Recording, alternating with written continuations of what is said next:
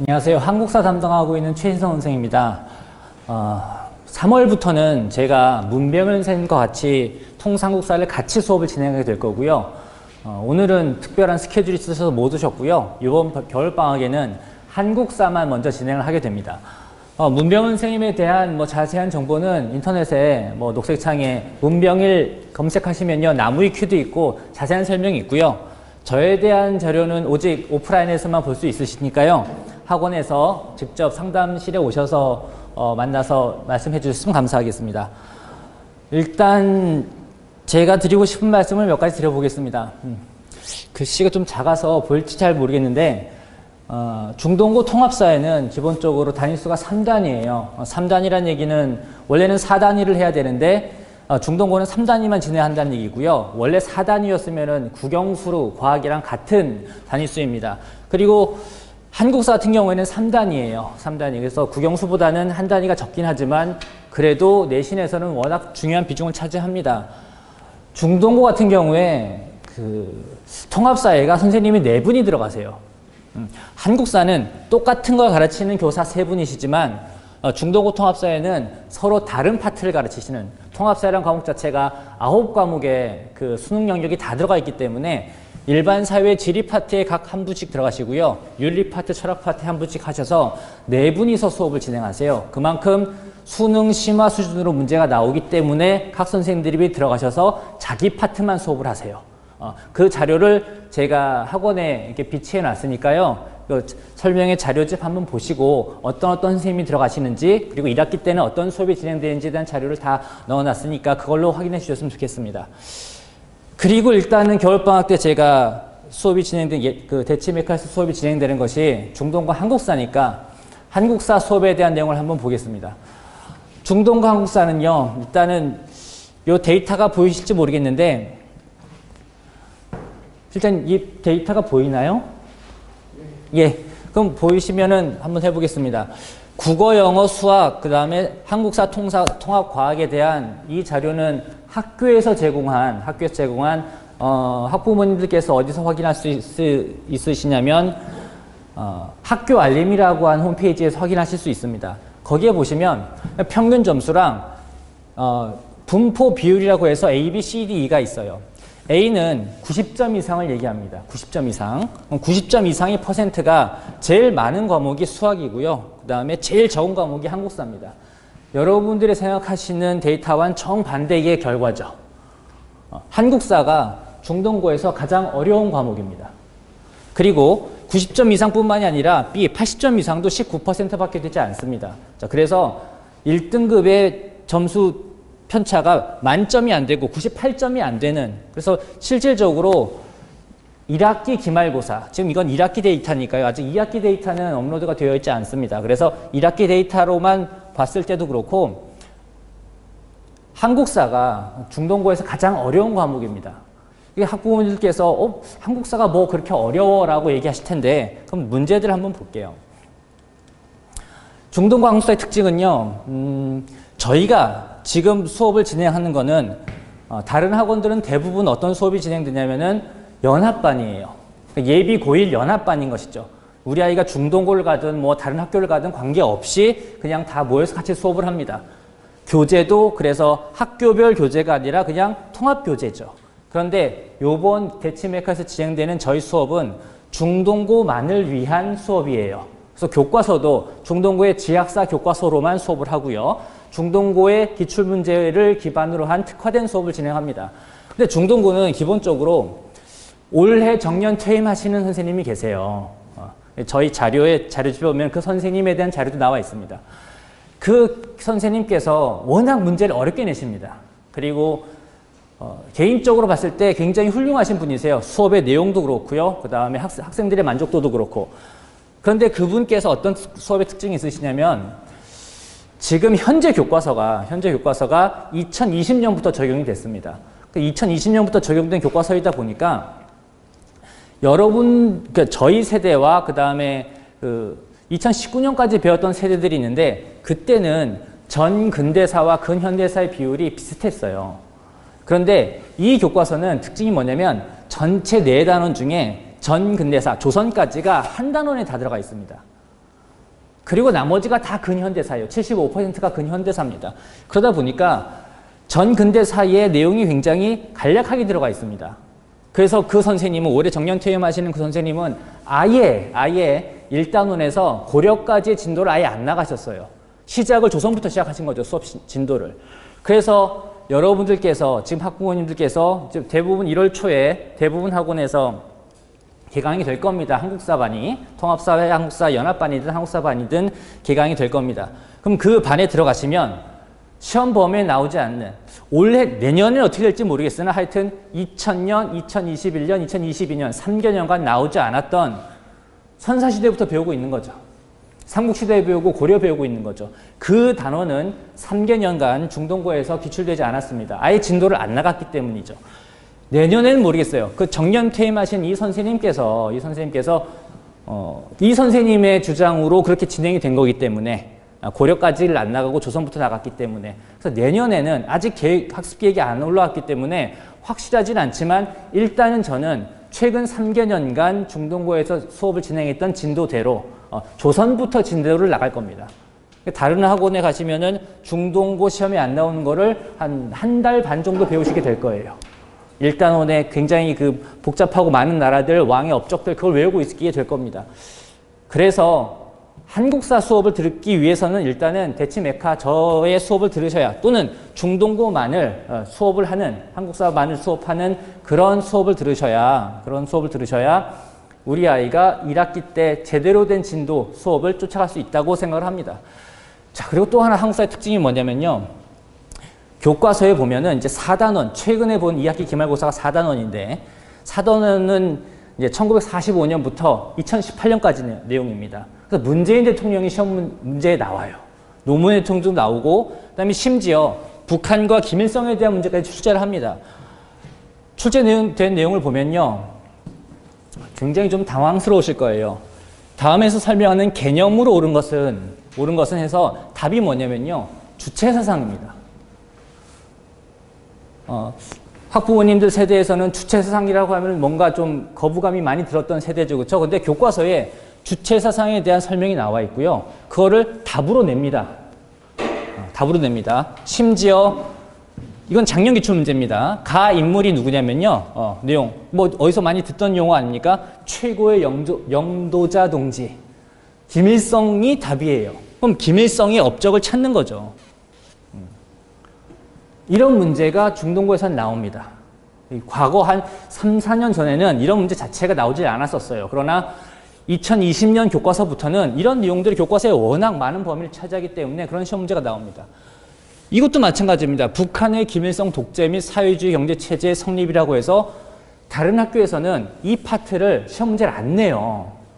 그리고 진도 자체에서 배제하는 경우가 굉장히 많습니다. 그러나 중동고는 교과서에 있기 때문에 다 가르칩니다. 그리고 킬러로 내죠. 심지어 킬러로 나옵니다. 그렇기 때문에 교과서에 있는 내용을 다 수업하는 지학사 교과서, 그것도 중동고 수업을 하는 지학사 교과서 수업을 온전히 진행하는 수업을 들으셔야 돼요.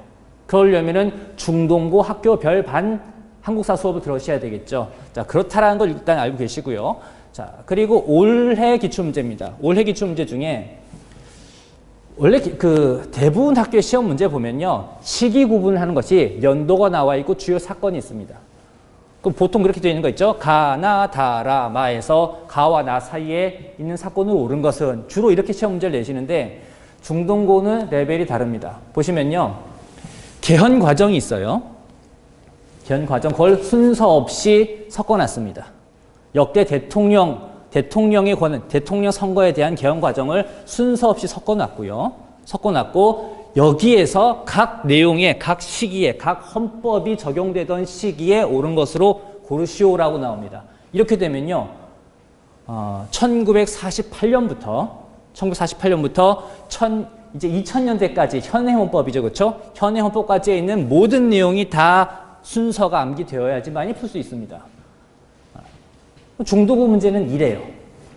그래서 이 수준으로 수업을 해야 되며, 그리고 이 교과서에 있는 내용을 모두 다 알아야지 선행학습, 저희가 지금 겨울방학이 시작하는 게 선행이잖아요. 선행이라는 의미는 우리 아이가 배워야 될 것, 그리고 가장 중요한 것 위주로 먼저 수업을 해보는 그런 것들이 중요한데 연합반에 가시면요. 일단은 아까 말씀드린 것처럼 수업이 진행되지 않습니다. 어떤 수업이 진행되지 않냐면 중동고만을 특화한 수업이 진행되지 않아요. 아까 말씀드린 것처럼 진도가 아예 중동고 시험 범위에 나오지 않는 수업을 듣게 됩니다. 그리고 이렇게 깊이 있는 심화 수준까지 가르치는 게 아니라 대부분 학교에 적절한 난이도의 수업을 진행을 합니다.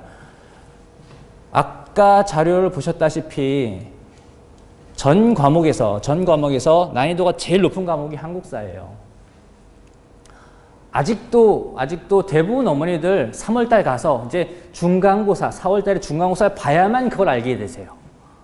전 과목에서 무슨 과목이 학습량이 제일 많고 가장 어렵냐? 국어, 영어, 한국사 중에 국어, 영어보다 한국사 학습량이 더 많습니다. 1등급을 맞기 위해서는 이라는 전제가 있긴 하죠. 1등급을 맞기 위해서는 국어, 영어보다 학습량도 많고요. 가장 어렵습니다. 자, 왜 그러느냐를 한번 볼게요.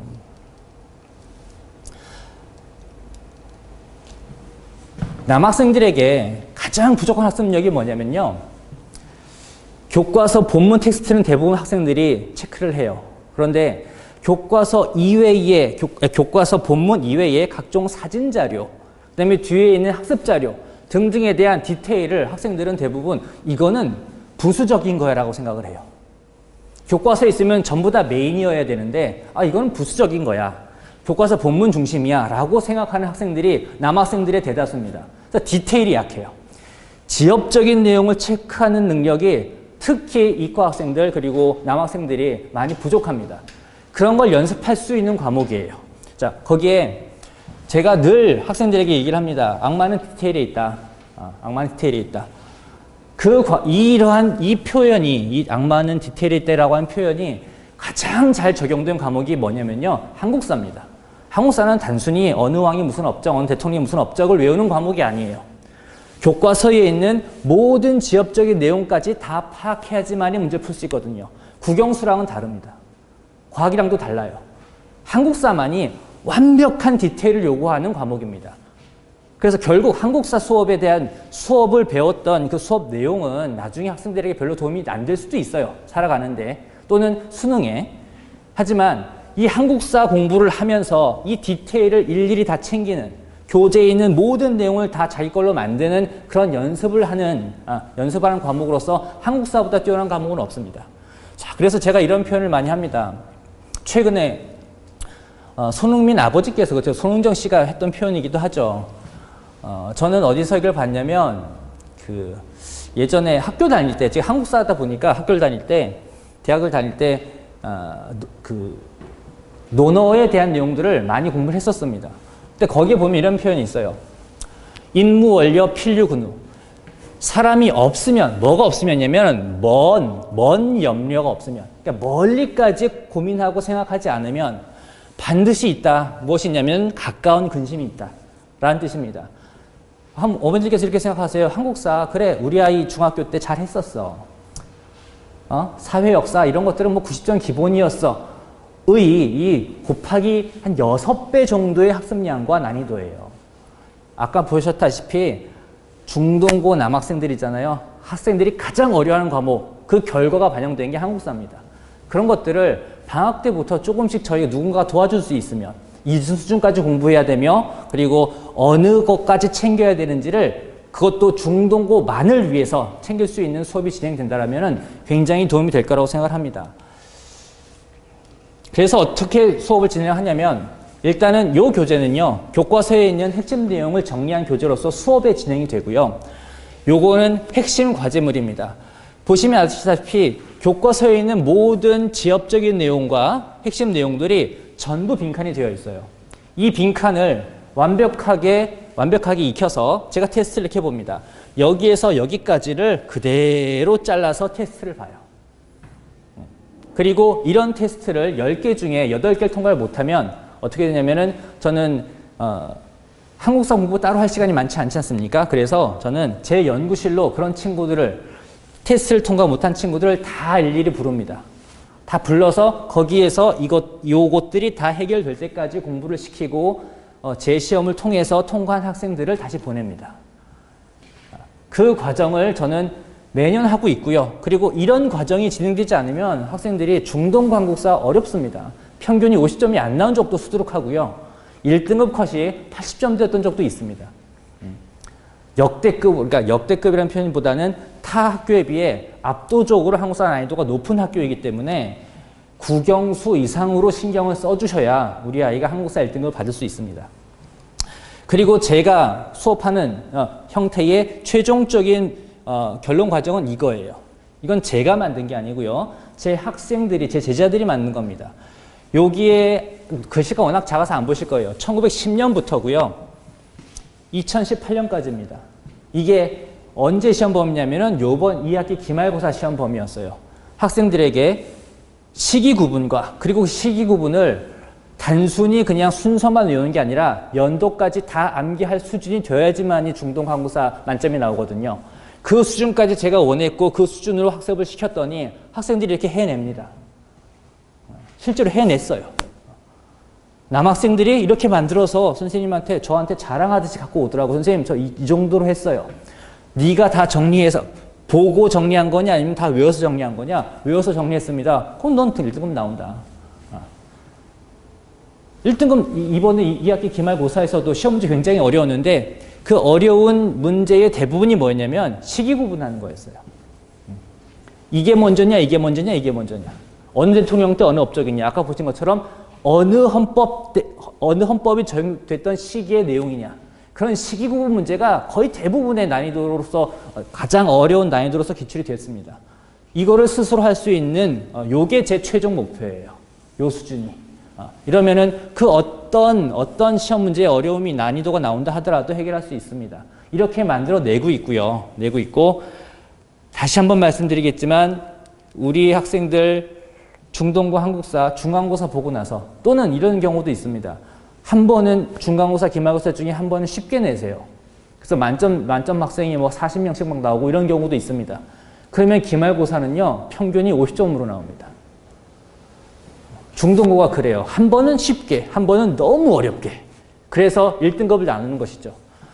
예전에는 2020년 이전에는 중동고에서 항상 중간고사를 어렵게 내셨었어요.